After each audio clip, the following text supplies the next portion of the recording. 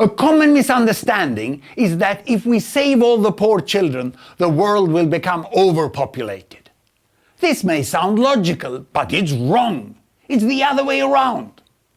Saving the poor children's lives is required to end population growth. Now, look at the UN numbers.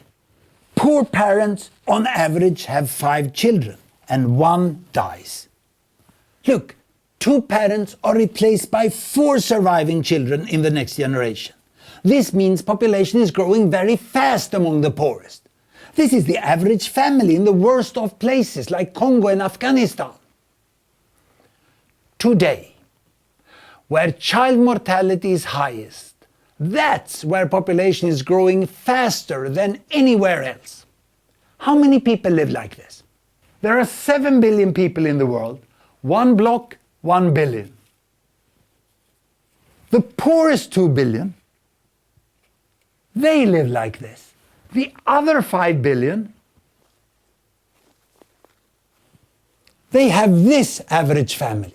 2 parents having 2 children, and there are few child deaths. This is the majority of the world population, not only Europe and the US, it's throughout religions and cultures. China, Iran, Mexico, large cities in Africa.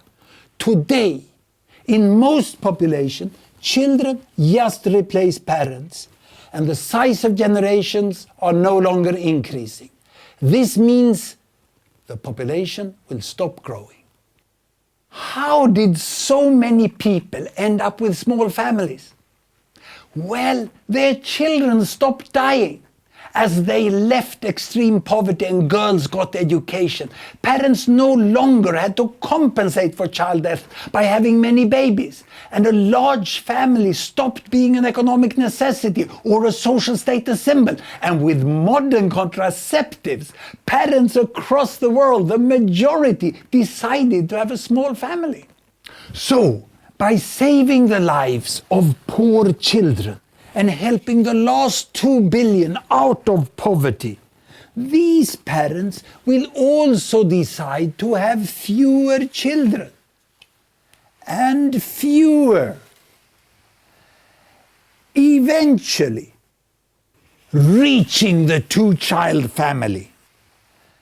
That showed the UN family size forecast up to the end of the century.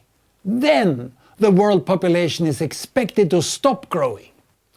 Before it stops, another 4 billion people will be added to the world population.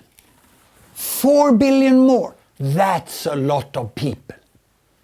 But the longer poor children keeps dying and this change is delayed, the more billions will be added.